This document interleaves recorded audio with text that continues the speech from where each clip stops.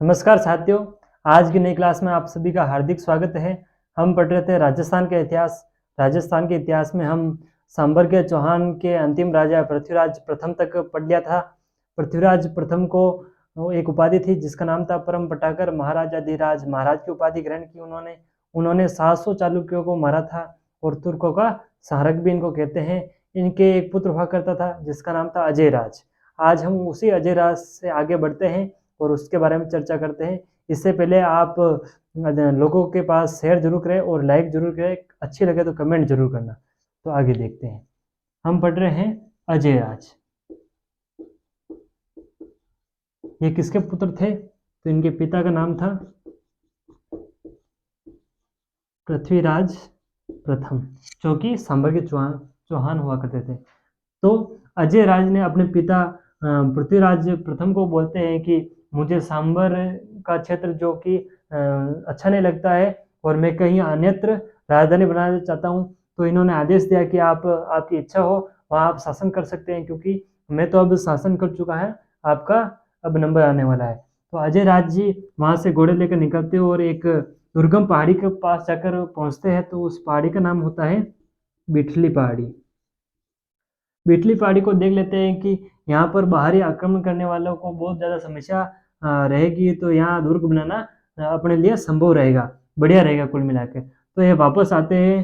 कहाँ आते हैं? तो कहाँ आते हैं? ये सांभर में आते हैं। सांभर में वापस आकर यहाँ के वास्तुकारों को ले जाकर यहाँ पर एक गढ़ या किला बनवाते हैं। और गढ़ और किला कब बनता है? ये बनता है 1113 ईस्वी में। इससे पहले कि ये वापस सांभर आकर यहाँ की जनता को बोलते हैं कि हम वहाँ पर राजधानी बनाना चाहते हैं, तो आप वहाँ जाकर अपना गांव बसा दो, मतलब राज्य बसाना चाहते थे, तो जनता को यहाँ भेजना चाहते थे। तो यहाँ पर सांबर की जनता आकर रहने लग गई थी। तो ये जब वापस आते हैं तब 1113 में वापस आते हैं और तो देखते हैं कि यहाँ पर गढ़ बन चुका होता है। तो उन्होंने नाम देते हैं कि ये गढ़ बिठली। तो हम जानते हैं, इतिहास में पहले ही पढ़ चुके होंगे कि ये गढ़ बिठली कहाँ है, तो अजमेर में। तो यहाँ के जनता मतलब साम्राज्य स्थापित हो जाता है, तो इसने इनको नाम दिया था अजय मेरू। अजय मेरू कब दिया था? तो 1113 में गढ़ बिठली दुर्ग बन चुका था, जिसे हम आम भाषा में अजमेर बोलते हैं। मतलब अजमेरू पहले नाम था, तो आम भाषा में अब अजमेर कहते हैं। इनके शासनकाल में इन्होंने, जब यहाँ जनता आकर रहने लग गई थी, तो वस्तु विनिमय के लिए इन्होंने सिक्के चलाए। क्या चलाए? सिक्के। ये सिक्के दो धातु के बने हुए होते थे। एक थे चांदी के, दूसरे थे तांबे के। चांदी के सिक्के का नाम था अजय देव और तांबे के सिक्के का नाम था अजय देव प्रिय धर्मस। चांदी के सिक्के का क्या नाम था? अजय देव। और तांबे के सिक्के का नाम था अजय देव प्रिय धर्मस। इन्होंने दो सिक्के चलाए। इनकी एक प्रिय रानी हुआ करती थी जिसका नाम था सोमलेखा। तो दूसरी रानी इसको, मतलब ये अजय राजे इससे ज्यादा प्रेम करते थे। तो दूसरी रानियां मतलब इनको चिढ़ाती थी कि राजा आपसे इतना प्रेम करता है फिर भी आपका नाम इन सिक्कों पर नहीं है। तो सोमलेखा कब एक शाम को जब वो खाना नहीं बनाती है और अजय राजे दुर्ग में पहुंचते हैं, तब बोलते हैं कि आप इतने रूठे हुए क्यों हो? तो ये बताती है कि आप कितना प्रेम करते हो मेरे से। तो अजय राजे बोलते हैं कि इतना सारा। तो इन्होंने बताया कि आप तो ऐसे ही झूठ बोल रहे हो, क्योंकि आपने इतने सिक्के चला रखे फिर भी हमारा नाम नहीं है। तो अजय राज जी बोलते हैं सीधी सी बात। तो ये वापस इन सिक्कों पर इनका नाम खुदवाते हैं। तो ये किस रानी का नाम खुदवाते हैं? तो ये हो जाएगा सोमलेखा। सोमलेखा। ये एग्जाम में पूछा जाता है कि कौन सी रानी का नाम अजय राज जी ने सिक्कों पर चलाया था, उसका नाम था सोमलेखा। इनके शासन काल में जैन संप्रदाय, कौन सी संप्रदाय? जैन संप्रदाय के दो मत है। एक है श्वेतांबर, दूसरा है दिगंबर। श्वेतांबर के आचार्य थे धर्मघोष और इनके आचार्य थे गुणचंद। ये अपने आप को महान बताने के लिए दोनों के बीच लड़ाई हो जाती है। तब ये अजय राज जी के पास पहुंचते हैं कि हमसे ज्यादा महान कौन है। तो ये बताते हैं, इनके बीच में शास्त्रार्थ करवाते हैं, मतलब आपस में प्रश्न पूछवाते हैं। तो ये शास्त्रार्थ किस शासन काल में हुआ था? ये था अजय राज जी का। अजय राज जी का शासन काल था 1103 से 1105, 1105 से लेकर 1130 तक ये किनका शासनकाल था? अजय राज्य का शासनकाल था 1130 तक। इनके इन जैन मत के बीच शास्त्रार्थ करवाया था। इसके बाद एक और है, एक विद्वान है गोपीनाथ शर्मा। इन्होंने अजय राज्य के काल को निर्माण काल बताया है। तो कौन से चौहान शासक को निर्माण काल के बारे में बताया? वो बताया था गोपीनाथ शर्मा ने। किसके काल को? अजय राज्य के काल को इन्होंने निर्माण काल बताया। इनके पुत्र था जिसका नाम था अर्णोराज।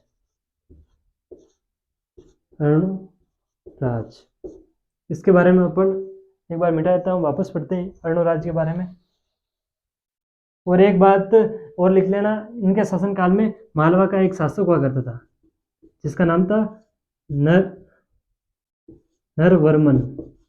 इनका आक्रमण हुआ था एक बार, और नागौर के तुर्कों का भी एक बार आक्रमण हुआ था।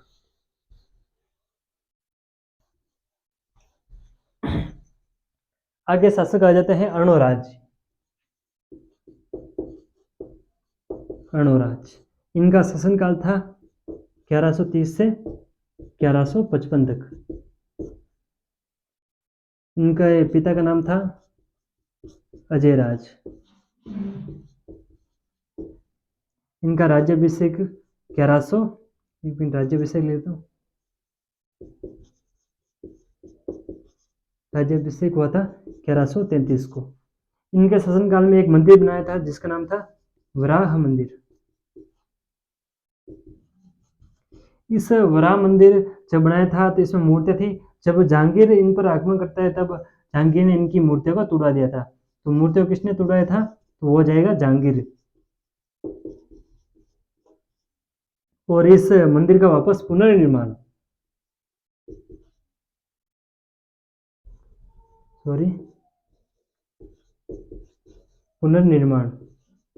ये करवाया था महाराणा प्रताप के भाई हुआ करते थे जिनका नाम था सगर सिंह। तो ये वराह मंदिर किसने बनाया था? ये बनाया था अर्णोराज ने। और इनकी मूर्तियों किसने तोड़वाया था? ये हो जाएगा जहांगीर। और पुनर्निर्माण सगर सिंह ने करवाया था, जो कि महाराणा प्रताप के भाई हुआ करते थे। इनके समय जो युद्ध अभियान हुए उनके बारे में चर्चा करते हैं। युद्ध कौन कौन से हुए थे? तो इनके समय नागौर में एक जाति रहा करती जिनका नाम था तुर्क। तुर्क मतलब अजमेर में जब राज्य स्थापित हुआ था तो ये जानते थे कि अर्णोराज ज्यादा शक्तिशाली नहीं, तो ये इनके बेम था कि वो ज्यादा शक्तिशाली नहीं है, तो ये आक्रमण करते हैं कहां पर? अजमेर में। तो भाई साहब इन अर्णोराज को गुस्सा आता है। अपने सैनिकों को कहते हैं कि जब ये तुर्क अजमेर के आसपास घेरा बना लेते हैं तब अपनी तीन सेनाओं की टुकड़ियों को इनके चारों ओर घेर लेना और एक भी बचना नहीं चाहिए। और यहाँ से अर्णोराज जी ने सेना भेज दी और खुद भी आया। और उस समय गाना चला था, रोक रोक तेरा बाप आया। तब ये तुर्क यहाँ आक्रमण करते हैं, घेरा बना लेते हैं और अर्णोराज जी यहाँ इन पर आक्रमण करते हैं। और इतना फोड़ा इनको, इनके भोग ने बहुत ज्यादा काट लिए थे और एक भी नहीं बचा था। तो ये युद्ध हुआ था। इससे मतलब अजमेर में मतलब खून ही खून हो जाता है। क्या होता है? खून। यहाँ पर खून बहुत ज्यादा हो जाता है। तो इनको वापस पवित्र करने के लिए चंद्रा नदी को रोककर चंद्रा नदी का पानी लाकर अजमेर को वापस साफ करवाते हैं, मतलब पवित्र करवाते हैं। ये नदी कौन सी थी? ये नदी थी चंद्रा नदी। और यहाँ पर तब से एक झील बन जाती है जिसका नाम था अन्ना सागर। ये अन्ना सागर बन जाती है। किस कारण बनती है? कि यहाँ तुर्क का आगमन हुए थे, मतलब ज्यादा युद्ध हो जाने के कारण यहाँ पर खून ही खून हो जाता है जगह पर। तो ये खून को साफ करने के लिए चंद्रा नदी को रोककर इनको ये अन्ना सागर झील बनवाई थी। इस झील के बारे में थोड़ा और देख लेते हैं क्योंकि अक्सर एग्जाम में पूछा जाता है। तो ये अन्ना सागर झील कहाँ स्थित है, ये भी बहुत बार पूछा गया है। तो ये अजमेर में स्थित है। ये किसने बनवाई थी? तो ये बनवाई थी अर्णोराज ने। अन्ना सागर बनवाई किसने थी? तो ये बनवाई थी अर्णोराज ने। कब बनवाई थी? तो ये बनवाई थी 1137 में। ये क्यों बनवाई थी ये आपको बता दिया, उसके कारण बनवाई थी। और इसी किनारे जहांगीर ने यहाँ बनवाते हैं शाही बाग। जिसे दौलत बाग भी कहते हैं। एक बार एक मतलब ये एक प्रेम करते थे, किससे प्रेम करते थे, तो वो हो जाता है मेरुनिसा। ये मतलब बहुत ही ज्यादा मेरुनिसा से प्रेम करते थे। ये जब मेरुनिसा के पिताजी को पता चल जाता है तो इसकी शादी अली कुली बेग से शादी करवा देते हैं। अली कुली बेग से शादी करवा देते हैं, जो कि एक अफगान था। ये अली कुली बेग इनके मतलब शासनकाल के समय ही था। किसके शासनकाल में? जहांगीर के समय। तो ये जहांगीर को एक शेर से बचाता है। तो जहांगीर ने इसको एक उपाधि दी थी, उसका नाम था शेर ए अफगान। अभी तक इनको पता नहीं था कि ये मेरी जाना का जान है, तो इन्होंने ये उपाधि दी शेर ए अफगान। जब इनको पता चला कि अली कुली बेग इनकी जाना का जाना है, तो इनको ये मरवा देते हैं। किसको? अली कुली बेग को। तब ये मेहरुनिसा इनके दरबार में आती है। किसके दरबार में? जहांगीर के। तो जहांगीर ये दरबार में आकर बोलती है कि तू तो मेरा सब कुछ लूट लिया, ये हो गया, ये हो गया। तब जहांगीर ने कहा कि मेरी एक माता है जिसका नाम है सलीमा, तू सलीमा की सेवा कर। तो ये मेहरुनिसा सलीमा की सेवा करने लग जाती है। तो जैसे वक्त बीतता है उसी प्रकार ये धीरे धीरे करने आ जाते हैं। मतलब ये अपनी मेवाड़ी भाषा में कि करने आ जाते हैं, करने आ जाते हैं। इनको नाम देते हैं, इनका नाम था एक, वो था, सॉरी भूल गया। आप तो मेरून इसे याद रखना और इनसे शादी कर लेती है। जब ये टूर पे जाते हैं कहाँ, ये अन्ना सागर झील पर वापस से कहाँ जाते हैं? अन्ना सागर झील पर। अन्ना सागर झील पर टूर पर ले आते हैं। तो इनकी एक माता जी थी जिनका नाम था अस्मत बेग। अस्मत बेग जब इनके साथ आ जाती है और कहाँ आती है? अन्ना सागर झील के पास। और इन्होंने यहाँ पर वो गुलाब के इत्र,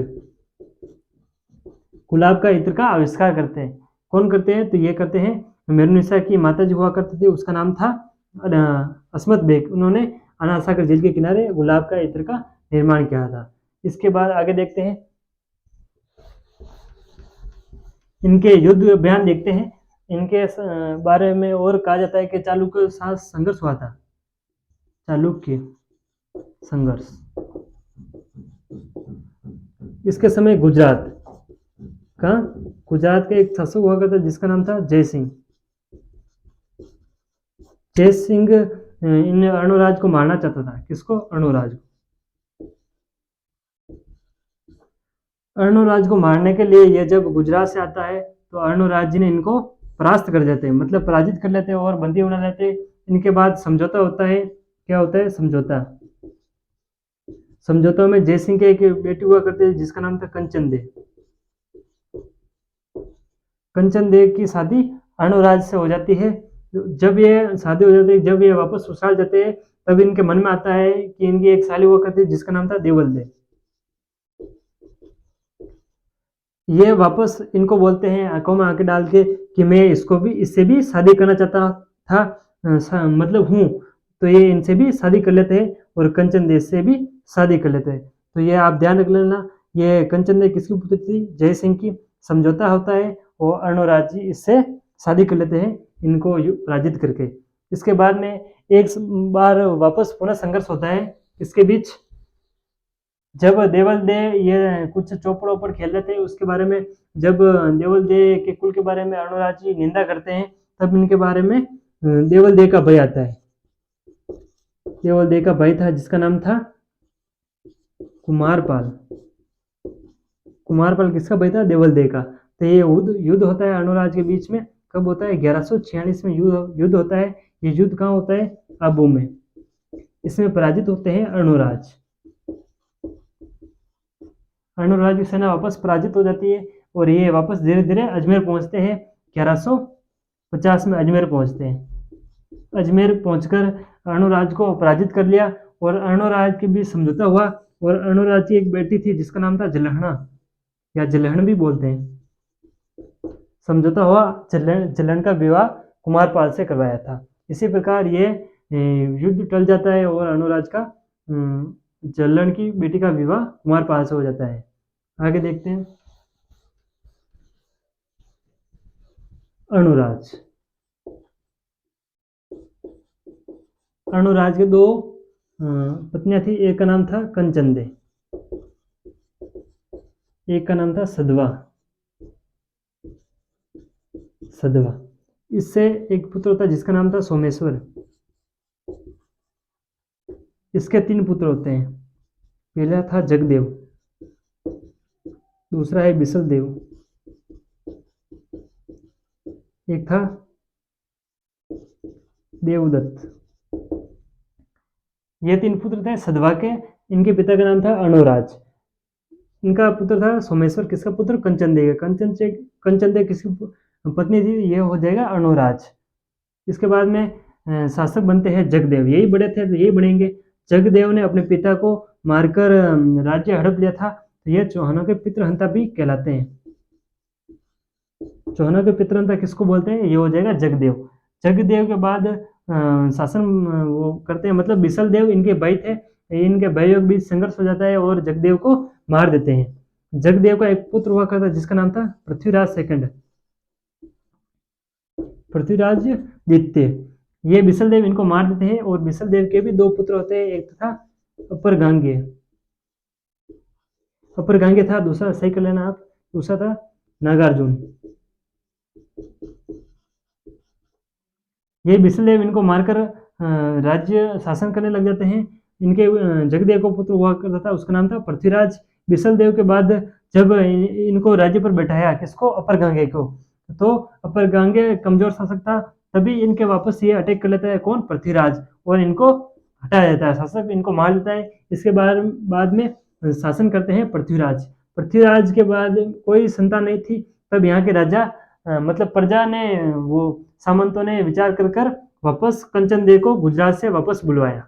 ये तब वहाँ गुजरात चली गई, जब इन भाइयों के बीच लड़ाई हुई थी, तब कंचनदेव इनको लेकर सोमेश्वर को ये गुजरात चले जाते हैं। गुजरात के बाद वापस आते हैं, इसके बाद शासक बनेंगे सोमेश्वर। इनके बारे में थोड़ा बिसलदेव के बारे में चर्चा करेंगे, तो नेक्स्ट क्लास में अपन बिसलदेव और सोमेश्वर के बारे में चर्चा करेंगे। तो आज इतने ही, और धन्यवाद।